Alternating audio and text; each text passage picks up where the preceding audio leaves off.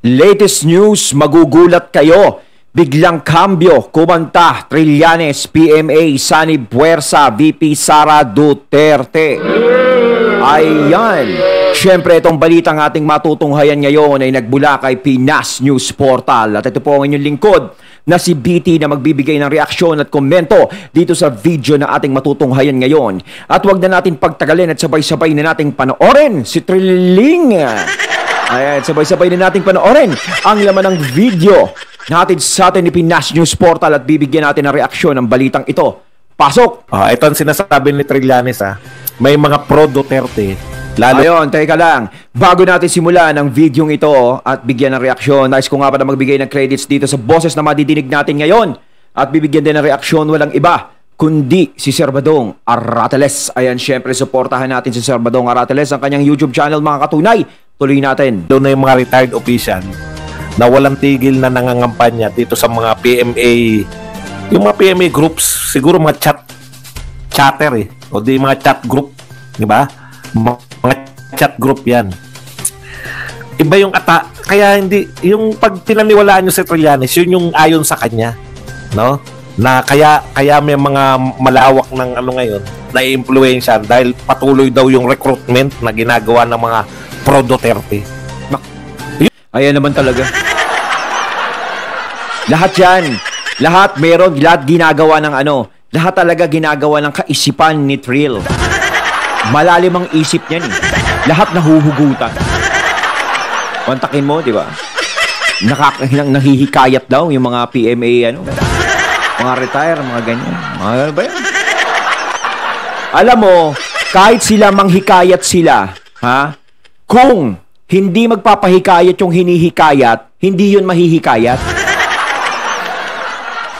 So, bakit sila nahihikayat? Siyempre, yung nanghihikayat, mayroong sinasabi yan na kasi ganito na nangyayari sa natin, tayo ba ganito, ganyan. Papayag ba tayo na ganyan, ganon. Katulad ni Trilling, tignan nyo, parang nasisira na ng bait. Di ba? May mga ganon. Depende na lang yun sa taong depende na lang yun sa tao kung maniniwala o hindi.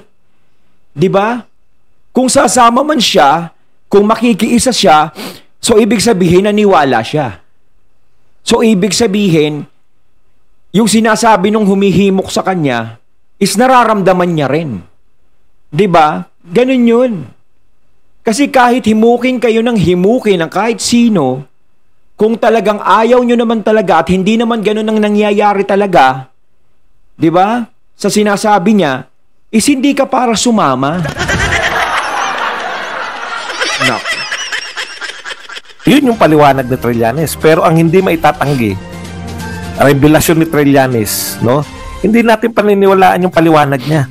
Ang pinaniniwalaan natin, yung sinasabi niya na mayroon na talagang nabubuo ngayon, maski po sa mga active na mga PMA chat group. Hindi nyo ibig sabihin, ang paliwanag niya lang dyan kasi nang i-influensya yung mga pro-Duterte. Pero ang katotohanan sa revelasyon ni Trillanes, yung hindi lang natin paniniwalaan sa kanya, yung sinasabi niya na kaya yung mga yan, kaya tong mga active military and police officials na mga miyembro ng PMA o PMA kala ko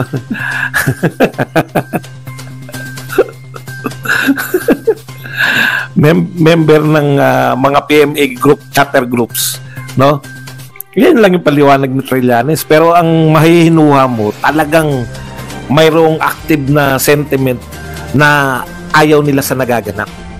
Yan nga, 'di ba? Ayaw nila sa nagaganap. Kaya nga depende na lang 'yan kung sila maniniwala o hindi doon sa humihimok. 'Di ba? Yan ang problema sa iyo, Trill. Palibasa kasi sa iyo walang naniniwala. 'Di ba? Kaya hirap na hirap kang tanggapin ang katotohanan. Sino lang ba naniniwala sa iyo? Di yung mga 'di ba? Alam mo na 'yon. Hindi na natin papagpaligoy-liguyin. Diba? Walang naniniwala sa mga sinasabi mo at mas pinaniniwalaan pa yung mga PMAyer na talagang nagkakaisa at nakakaramdam na ng tunay na nangyayari ngayon, 'di ba? Mas pinaniniwalaan sila kaysa sa iyo. Diba? Pero nakita ko video nito parang malakas malakas. 'Di ba? Yung kandidato siyang mayor, malakas makainis. Bigyan kita 500 pesos, akap mo ako. Wow, joke. Nainis ka. Kitang-kita natin sino pong matino ang hindi magagalit na lahat yan ay ilalagay sa lahat po to ay ilalagay lang sa ayuda na hindi mo maintindihan kung bakit mamimigay ng ayuda. Lalo na yung akap, yan po ang pinaka. Bakit naayudahan na ba yung mga pinakamahihirap? Kasi ito pong akap, para po halatang halata Okay lang yung binibigyan mo ng ayuda, yung pinaka yung 4-piece, pansamantala yan, mahirap sila. Pag graduate yung anak nila, tapos na. Yung IX naman, di ba yan yung yung temporary na nasa crisis, na wala ng trabaho, mga ganun yan di ba? Okay.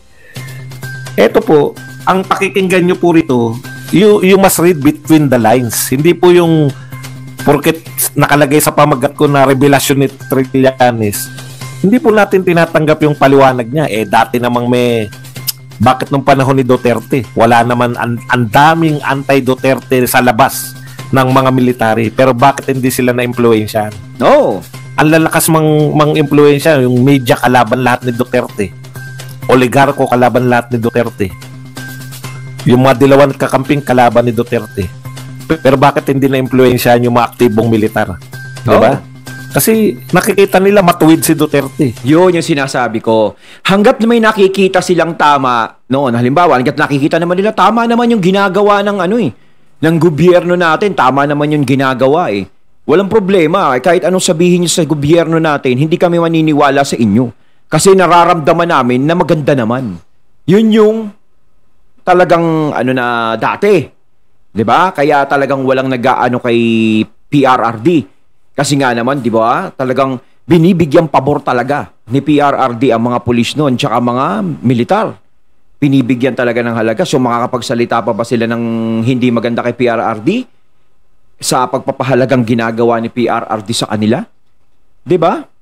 So kung may nanghihimok naman ngayon, 'di ba, do sa mga active military, inihimok sila na ganito, ganyan nangyayari sa ganyan. Sinasabi mong nanghihimok, Thrill, Depende na lang sa kanila. Pinapaulit-ulit kong sabihin depende talaga sa kanila kung maniniwala sila o hindi.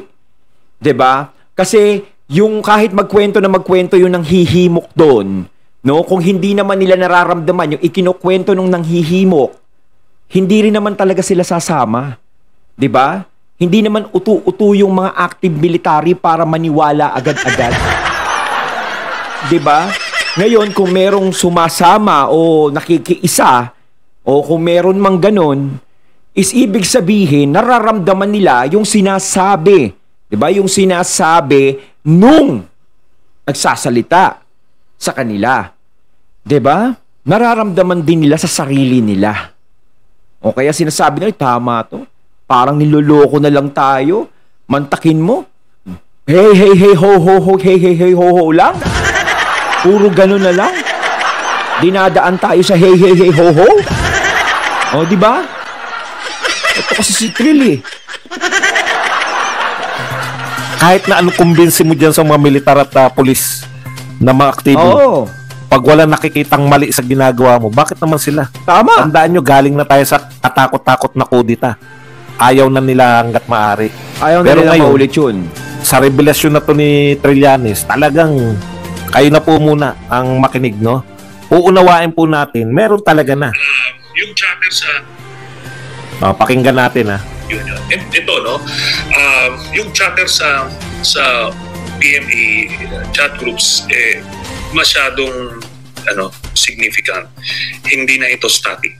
Kaya okay, paliwanag lang natin ng konti. Yung chatter sa PMA group masyadong significant. So totoo na po to, hindi na po to yung static. Mga termino siguro to ng mga militar, Oo. no? Yung mga ginagamit nito ni Trillanes. Significant na, makatotohanan na yung mga disgusto ng mga PMAyer at mahihinuha nyo rin sa kanya na hindi lang po mga retired tong mga may mga hindi na po nagugustuhan tong nagaganap ngayon, kundi mga Ito si Trillanes, nagtataka ako, sandali lang, putulin ko lang si Sir Bado.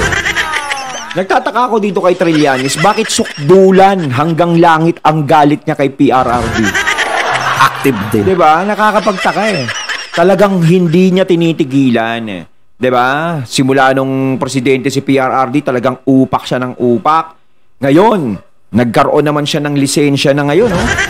Siyempre, kampi niya na ngayon yung mga tropa pips niya dyan sa loob eh. Oh, mas lalong tumapa. 'Di ba? Ang tindi ng galit nito kay PRRD, no? Sa mga Duterte. Grabe. Ano ba pinaghuhugutan mo dyan, Trill? Meron ba? Naagawan ka ba ng candy? O naagawan ka ng laruan nung bata ka pa nila BP Sara? Tuloy-tuloy na po natin. Makikita mo na kung meron sila ngayon, lalo ng palakas ng palakas yan. Remember, iisipin nila pag nakapwesto si Sara, ano yung pwestong ibibigay sa kanila. So merong ganong personal interest na Oo, meron agad ganun. Napaka-advance mo naman. Bakit ikaw gusto mo ikaw magkaroon ka ng pwesto? Eh, natural. Kung sino yung mga mababait kay BP Sara, yun ang bibigyan niya ng pwesto. BP Sara! Baka naman. Joke lang. Papasok yan, yung progressive military career na sinasabi natin sa PMA. Okay, doon niya lang pinapaliwanag, no? Unang sinasabi ni Trillanes, mayroon ng maliwanag na to, no? Hindi na to biruan, no? Yung mga ugong, hindi na po to simpleng ugong lang. Yung sinasabi ni Marcos na ingay lang, hindi na po to simpleng ingay. Totoo na po to, marami ng galit na militar. Kaya lang, ang sinasabi lang ni Trillanes, eto hindi ka panipaniwala, na kaya merong mga militar, kasi gusto niya sabihin na tong mga militar na to ay mga mapagsamantala. Sasamantalahin nila kasi mukhang baka manalo na si Sara Duterte. Talaga, sasamantalahin, ha? Napaka-advance mo naman mag-isip. Kaya dyan ako bumibilib sa'yo, Boss Trill. Sa pagiging advance mo mag-isip, sa pagiging mag-isip ka ng hindi maganda sa mga Duterte, na parang napakasama ng gagawin nila sa susunod. No, yan kapag nanalo yan si Sara Duterte, naku, ganto, ganyan, agad ang iniisip mo. No, hindi naman kita masisisi sa isang banda dahil alam naman natin na talagang galit ka sa kanila. 'Di ba? Pero kung magkasundo mo sila, makakapagsalita ka ba ng ganyan? Syempre, hindi. Maganda yung sasabihin mo tungkol sa kanila. Ngayon, natatakot ka. Kung sakasakaling maging presidente si VP Sara, alam mo, isa ka sa maaapektuhan. Isa ka sa masasagasaan. Diba? Lahat kayo natatakot maging presidente siya. Kasi talagang marami talagang bubuksang mahiwagang mga kaso yan si VP Sara. Kapag siya naging presidente, malamang kayong mga gastos, lagot kayo. Yun ang kinatatakot nila. Ayaw nilang dumating sa punto na ganon. Siyempre, mapuputol ang kaligayahan, mapuputol ang piyesta kapag si VP Sara ay nandiyan na. Kaya kita nyo lahat ng kaaway ng mga Duterte, lahat ng kalaban ng mga Duterte, kumakalaban sa kanila ay inilalabas na ngayon. Kumbaga nag-all-star na sila eh, all-star. Diba? Nagsama-sama na silang lahat para pabagsakin ng mga Duterte. Ngayon, syempre, in-stop lang nila ngayon pansamantala kasi magkakaroon ng eleksyon sa 2025. Ngayon, kapag sa 2025 ay nakapasok ang mga ibang alitap-tap na kapanalig nila, ngayon, doon nila i-continue yan. Alam natin ang taktikang nangyayari. At itong si Boss Trill naman, di ba? Nininervyos to. Hindi lang niya pinapahalata. Naghahanap na sila ng posisyon. Progressive military. Naghahanap agad ng posisyon. Ganon. Ibig sabihin, kapag nakisimpad siya kay BP Sara, Naghahanap na ng posisyon yan. Yan ang sinasabi ko sa iyo eh. Bawas-bawasan mo ng konti yung inggit kasi baka mamaya, 'di ba, makakasama yan, nervyusin ka. Ano ba yun? Ano corruption na? 'Di ba? Iwasan mo masyadong mag-isip, mag-overthinking, yung napaka-over mo, yung napaka-OA mo na. 'Di ba? Hindi naman ganyan yung mga militar mag-isip. Doon muna tayo parang sa mapagkakasunduan natin. Militar. Hindi ako naniniwala na yung mga militar, PMA yan eh. Magiging tataas yung mga yan sa ayaw nila sa gusto. Magiging official sila. At saka mga maginoo to. Ang sinasabi lang natin ni Trillanes, doon lang tayo yung dahilan. Kasi parang gusto niya sabihin na kanya-kanya na sip-sip kay BP Sara. Pero ang maliwanag dito, baka anytime, no? Hindi natin alam kasi hindi na raw ecstatic eh. Hindi ako nagsasabi nito ha. Si Trillanes po to. It would be too tempting for these PMAers to resist. Meron kasing mga Duterte, lalo na sa mga retired ranks. And masyado silang bold sa kanilang mga pronouncements. They're looking for any opening against the administration. And yun na nga, several months, a year or two down the road, what if magkaroon ng ganong crisis, papasok ito. And ngayon yung mga active, magbe-break runs ito. Woo! Yang iniisip mo, takot ka lang sa sarili mong multo. Kasi alam nyo ba, isa ka sa mga nagpapagulo ng politika dito sa Pilipinas. Totoo lang. Kung wala yung mga katulad mo, napakatahimik sana ng bansa. Di ba? Natatakot ka sa sarili mong multo, sa mangyayari. Kasi 'di ba, kuda ka ng kuda, kibo ka ng kibo. Ikaw yung naaapektuhan. Nininervyos ka eh. Yan ang hirap, nagiinom ka pa ng kapeng barako ata. 'Di ba? Kumbaga parang yung multong mga nakikita mo, natatakot ka sa nangyayari. Alam mo na yung parang alam mo na sa sarili mo yung mangyayari sa'yo in the future. 'Di ba? Pero malamang baka hindi ka naman pansinin ni BP Sara. Diba? Yun yung nakikita natin. Kasi merong, may active, mga proactive na nagre-recruit at nagbubuyo, nag-agitate. Yun ang mahirap. Okay. Okay. Yung pinakapaliwanag ni Trillanes, ang matinding problema dyan, ang paliwanag lang ni Trillanes, hindi na nila ma-deny na meron na talagang grupo o bumubuo na sila dyan sa mga active military. No? Ayon kay Trillanes. Kaya lang ang paliwanag niya lang kasi may constant na nagre-recruit ng mga pro-Duterte. At talagang humahanap lang ng tiyempo.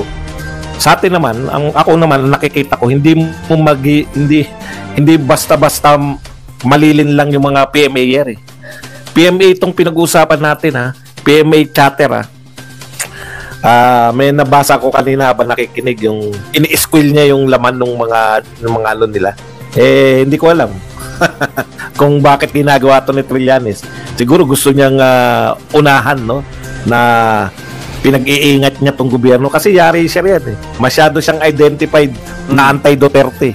Siya po yata yung unang kinakabahan na baka makabalik si BP. Yan ang sinasabi ko. Siya talaga yung kinakabahan. Ninenervyos na siya eh. Kapag naitawid talaga ni VP Sara hanggang 2028 yan, nako, yari yan. Sigurado. Kaya natatakot yan.